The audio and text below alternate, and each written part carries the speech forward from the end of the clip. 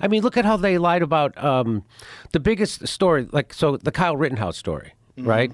Now, I hated that kid because the corporate media told me he was a white supremacist who didn't live in that community. He traveled across state lines with guns to shoot 3 black people at a Black Lives Matter rally, and I hated him. And then I watched the trial, and it turns out he did live in that community. He was a lifeguard in that community. He was asked to protect a car dealership by immigrants of color because the cops wouldn't. And he didn't travel across state lines with guns, and he didn't shoot 3 black people. He shot 3 white people, and I was like, I think he only shot 2 guys.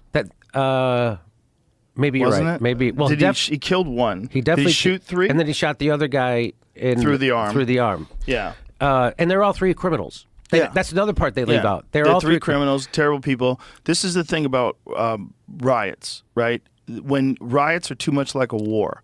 Like anytime there's a gathering, protests, when people get angry and they're marching, I think that ignites in us the same feelings of war, and people start doing wild, crazy shit. They went after that dude with a skateboard and tried to hit him with a skateboard. He ran away from them before he shot him. So he shot the first guy who was the pedophile, right? And we know that guy had threatened to. So he shot and killed 2 men, wounded another man. So 3. So he killed 2 and wounded 1.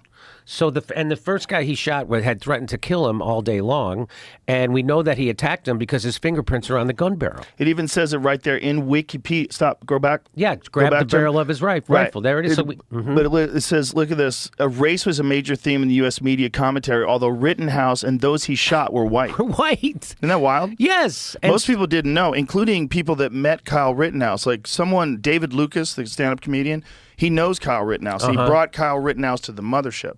And guys who were there, who met him, the guys you shot were white? Yeah. Everybody's like, what? Yeah. And then you have to tell them, not only were they white, like these guys are like career criminals. One guy was a pedophile. The one guy pulled a gun on him. Yeah. Yeah. And the media just fucked that kid, and he won. And he got exonerated, and now... Go ahead. No, people say to me, they go, Jimmy, why are you defending Kyle Rittenhouse? I go, I'm not defending Kyle Rittenhouse. I don't know Kyle Rittenhouse.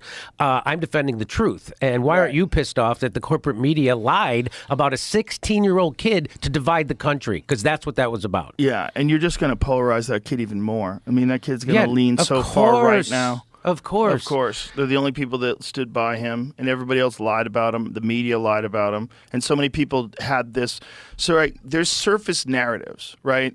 And surface narratives are the best. The media is the best at propagating surface narratives. They're best at headlines, even if they're misleading. Safe and effective. Yeah, but these surface narratives are the ones that get into people's heads that are the least informed. And that's the general population.